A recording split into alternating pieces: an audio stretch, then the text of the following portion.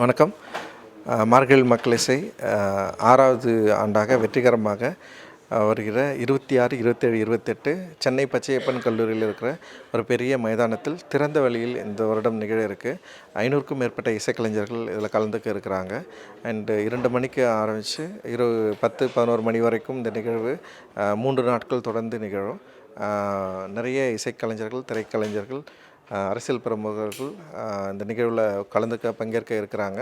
And 3வது நாள் நிகழ்வோட முடிவில் மக்கள் இசை மாமணி விருது அளிக்க இருக்கிறோம்.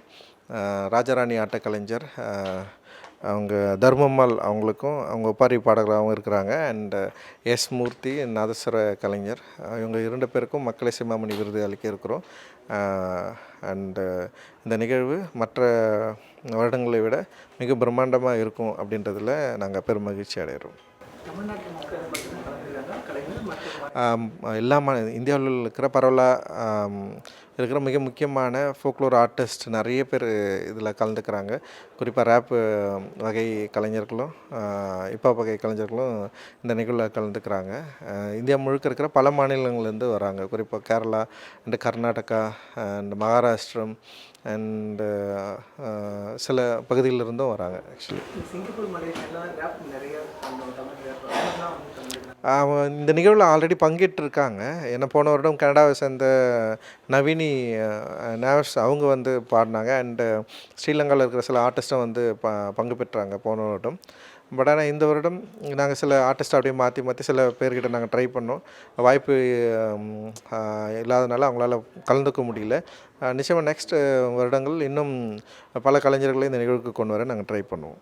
நம்ம கிராமங்களில் நிறைய பேர் இருக்காங்க, வெளியே வராத அந்த மாதிரி நிறைய பேர் இருக்காங்க. அவங்க எல்லாருமே ஆமாம். இப்போது அது என்னென்னா ஃபோக்லோர் ஆர்டிஸ்ட்டில் சில பேர் மட்டும்தான் திரை இசை கலைஞர்களாக இல்லை மக்களுக்கு தெரிகிற கலைஞர்களாக இருக்கிறாங்க.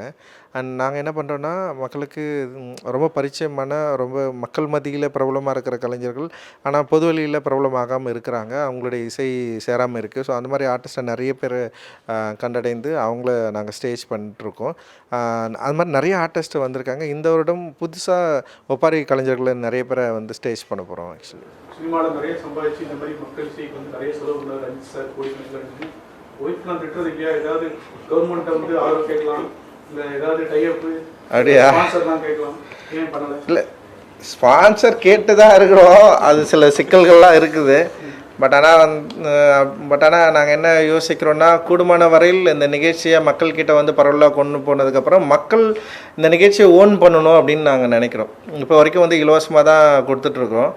இப்போ இந்த டோனர் பாஸ்ன்னு சிலதை அறிவிச்சிருக்கிறோம். டோனர் பாஸ்ன்னா லைக் விருப்பப்படுறவங்க எங்களுக்கு காசு கொடுக்கலாம். ஸோ இந்த மாதிரி ஒரு அமௌண்ட் இருக்குது, நீங்கள் ஹெல்ப் பண்ணலாம் அப்படின்னு தான் நாங்கள் கேட்டிருக்கிறோம். அதுக்கு சில மக்கள் ஆதரவு தெரிவிச்சுக்கிறாங்க. அண்ட் இது ஒரு மக்களுடைய ஒரு இசை கொண்டாட்டமாக மக்களுடைய ஒரு ஃபார்மாக இதை மாற்றுறது மூலமாக அவங்க ஓன் பண்ணுறது மூலமாக இது இன்னும் பரவலாக கவனப்படும் அப்படின்னு நான் நினைக்கிறேன். அண்டு ஸ்பான்சர்ஷிப் இருக்குது.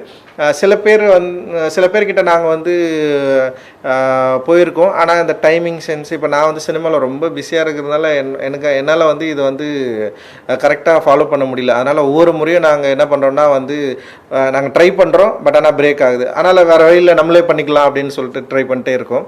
அண்ட் இதுக்கு நிறைய பேர் ஹெல்ப் பண்ணுறாங்க. மறைமுகமாக நிறைய பேர் எனக்காக இப்போ நீலம் ட்ரஸ்ட்டுக்கு அவங்க அவங்களுடைய உதவி செய்கிறாங்க. அவங்க இல்லாமல் நாங்கள் இதை பண்ணல. சின்ன சின்ன உதவிகள், பெரிய உதவிகள் கூட நம்ம எதிர்பார்க்குறதில்ல. முடிந்த அளவுக்கு அவங்க மாரல் சப்போர்ட்டாக இருக்கலாம், எழுதுறதா இருக்கலாம், அந்த நிகழ்ச்சியை பற்றி அந்த மாதிரி நிறைய பேர் ஹெல்ப் பண்ணுறாங்க. ஸோ அந்த ஹெல்ப் மூலமாக தான் நாங்கள் இதை பண்ணிட்டுருக்கோம். அண்டு விரைவில் இது மக்களுடைய நிகழ்ச்சியாக மாறும். அப்படி மாறுறப்போ இன்னும் ஒரு பெரிய நிகழ்வாக மாறும். அப்போது ஸ்பான்சர்ஸ் டெஃபினட்டாக உள்ளே வருவாங்க. ஸ்பான்சர்ஸ் வேணான்லாம் சொல்ல, ஆனால் எங்களுக்கு இருக்கிற லிமிட்டேஷனுக்குள்ளே இப்போ வேலை செஞ்சுட்ருக்கோம். ஆக்சுவலி சினிமாவை தாண்டி சமூக பங்களிப்பு செய்கிற நிறைய விஷயங்கள் நீலம் பண்பாட்டு மையமும் ரஞ்சித்தும் சேர்ந்து பண்ணிட்டு இருக்கிறாங்க. இந்த மார்கழி மக்கள் இசை தொடங்குறதுக்கான அந்த நோக்கம் நிறைவேறியிருக்கா? இது சமுதாயத்தில் ஒரு தாக்கத்தை ஏற்படுத்தியிருக்குதான் நீங்கள் நினைக்கிறீங்களா? அதை நான் ஆரம்பத்திலே சொன்ன மாதிரி ஃபஸ்ட்டு ஒரு பரிச்சார்த்த முறையில் தான் ஆரம்பித்தோம். இப்போ என்னென்னா அமெரிக்காவில் வந்து பிளாக் ஆர்டிஸ்ட் மூமெண்ட்டுன்னு ஒன்று இருந்தது. கருப்பர்கள் வந்து தங்களுடைய இசையையும் தன்னுடைய அரசியல் விஷயத்தையும் வந்து ஒரு மூமெண்ட்டாக மாற்றி மக்கள்கிட்ட கொண்டு போனாங்க. அது பெரிய லெவலில் சக்ஸஸ் ஆச்சு. ஸோ அந்த மாதிரி தான் தமிழ்நாட்டில் நம்ம வந்து ட்ரை பண்ணோம், குறிப்பாக இந்தியாவில் நம்ம வந்து ட்ரை பண்ணிருக்கோம். அண்டு மார்கழி மக்கள் இசை பொறுத்த வரைக்கும் எல்லா மக்களும் கூடுகிற ஒரு நிகழ்வாக இருக்குது. எல்லாரும் உள்ளே வராங்க. குறிப்பாக யங்ஸ்டர்ஸ் மேக்ஸிமம் லெவலில் வந்து இதுக்கு பெரிய சப்போர்ட் தராங்க. ரொம்ப கலெக்டிவான ஆர்டிஸ்ட்டை நாங்கள் இன்வைட் பண்ணுறோம். அண்டு அதனால் இது வந்து இன்னும் கொஞ்ச நாளில் என்ன கேட்டிங்கன்னா இது மக்களுடைய திருவிழாவாக மாறும். நாங்கள் நினச்சதை ஈஸியாக வெற்றி அடைய முடியும் அப்படின்னு நான் நினைக்கிறேன். அண்ட் அந்த இடத்துல இந்த நமக்குள்ள இருக்கிற சமூக சிக்கல்கள் அதை பற்றி பேசக்கூடிய, பாடக்கூடிய, கேட்கக்கூடிய, புரிந்து கொள்ளக்கூடிய ஒரு பெரிய ஸ்பேஸ் உருவாகிறத நம்மளால் பார்க்க முடியுது. நிச்சயமாக மாற்றத்தை நோக்கி மார்கழி மக்கள் இசை போயிட்டுருக்கு அப்படின்னு நான் நம்புகிறேன்.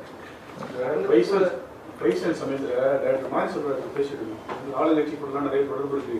கொஞ்சம் பேசுனீங்கன்னா நீங்க தூத்துக்குடி எம்எல்ஏ ஆயிடலாம் அப்படின்னு அவர் சொன்னாரு. எனக்கு வந்து இல்லை சார், ஆனா ரஞ்சித் அண்ணனுக்கு நிறைய ஆர்வம் இருக்கு, அவர் தான் ரொம்ப போல்டா இருக்காரு, அவர் கண்டிப்பா அரசியல் பண்ணாரு. இன்னும் ஒரு 5-6 மாசத்துல தேர்தல் வந்து என்ன நிலைப்பாடு, என்ன இது உங்களுக்கு பின்னால நீளம்னு ஒரு பெரிய அப்படியா? இன்னும் வந்து தேர்தல் நிலைப்பாடு அளவுக்கெல்லாம் அது யோசிக்கல. பட் அரசியல் ரீதியான கருத்துக்கள், அரசியல் ரீதியான இப்போ எண்ணங்கள் நிச்சயமாக இருக்குது. அது ஒரு ப்ராசஸ் தான் அது. அதனால் வந்து அது இப்போ பேச வேண்டிய தேவையில்லை அப்படின்னு நினைக்கிறேன். அதே நேரத்தில் வந்து தேர்தல் ரீதியாகவும் அமைப்பு ரீதியாகவும் இப்போ ஓட்டு ரீதியாகவும் எனக்கு சில எண்ணங்கள் இருக்குது. அது நம்ம பின்னாடி வந்து நம்ம டிஸ்கஸ் பண்ணலாம். இப்போ இங்கே வேணான்னு நான் நினைக்கிறேன். ஆக்சுவலி நேரடி அரசியல் எப்படிங்க இந்த வருஷத்துல வர முடியும்? இன்னும் பண்ண வேண்டிய படம்லாம் இருக்குது, கொஞ்சம் வேலைகள்லாம் இருக்குது. அப்புறம் வந்து சில வேலைகள் செஞ்சிட்ருக்குறோம், பார்ப்போம். அது அரசாங்கத்தோட திரைப்பட சென்னை திரைப்பட விழாக்கெல்லாம் 70 லட்சம் நிறைய அரசாங்கம் நிதி கொடுத்தாங்க. ஓகே, நீங்க கேட்டா கண்டிப்பா கொடுக்காம இருக்க மாட்டாங்க. ஏதாவது அரசாங்க ஏதாவது நாளைக்கு யாராவது கெஸ்ட் வராங்களா, நேரடியாக கேட்க வாங்கிக்கலாம் தெரியல. நம்ம இப்போ வரைக்கும் எந்த முறையோடும் வைக்கல. அரசாங்கத்துக்கிட்ட வந்து எங்களுக்கு நிதி வேணும்னு நாங்கள் போய் நிற்கல. அண்டு அரசாங்கத்தோட சில வேலைகள் சேர்ந்து நாங்கள் செய்கிறோம். இப்போது தாட்கோ மூலமாக சில வேலைகள் சேர்ந்து நாங்கள் வந்து செஞ்சோம். அதனால் எங்களுக்கு பெரிய இஷ்யூலாம் இல்லை. அண்டு கட்சி ரீதியாக, அரசியல் ரீதியாக சில நிலைப்பாடுகள் நம்ம எப்போயாவது பேசுகிறப்போ அது மேபி அது ஒரு பிரச்சனையாக மாறலாம். பட் ஆனால் இந்த மாதிரி இசைக்கலைஞர்களுக்கு ஒரு நல்ல வாய்ப்பு கிடைக்கிறப்போ அது தடுக்கிற இடத்துல நாங்கள் இருக்க மாட்டோம். அது அரசாங்கம் இசைக்கலைஞர்களுக்கு செய்ய வேண்டியது செய்யணும்னு நினச்சாங்கன்னா அவங்க இசைக்கலைஞர்களை நம்ம நேரடியாக அரசாங்கத்துக்கு தொடர்பு பண்ணி அவங்களுக்கு வேண்டியதை நாங்கள் வந்து வாங்கி தருவோம். அதில் எங்களுக்கு எந்த பிரச்சனையும் இல்லை. ஆக்சுவலி 2026 சொல்லிட்டீங்க பிரமாண்டானே. சரியா? சார்பட்டா பிரமருக்கு வேட்டும் இருக்கு. அடுத்து 31 ஒன்று இருக்கு, 5 வருஷம் கழிச்சு. அப்படியா? நீங்களும் ஒரு அரசியல் கட்சி ஆயிட்டு வச்சுக்கோங்க, கண்டிப்பா உங்களுக்கு இந்த தம்பி ஓட்டு, அந்த அண்ணன் ஓட்டுலாம் யார் ஓட்டுன்னு ஒரு இது வரும். அப்ப நீங்க எவ்வளவு சீட்டு எந்த கூட்டணியில கேட்டாலும் கொடுப்பாங்க. அந்த அடுத்த தேர்தலையாவது 234 சீட்டு கேட்பேன். அவ்வளவுதான். யாருக்கிட்ட நம்ம எதுக்கு போய் கேட்கணும்? அதெல்லாம் பிரச்சனை இல்லை, பார்த்துக்கலாம். அப்போ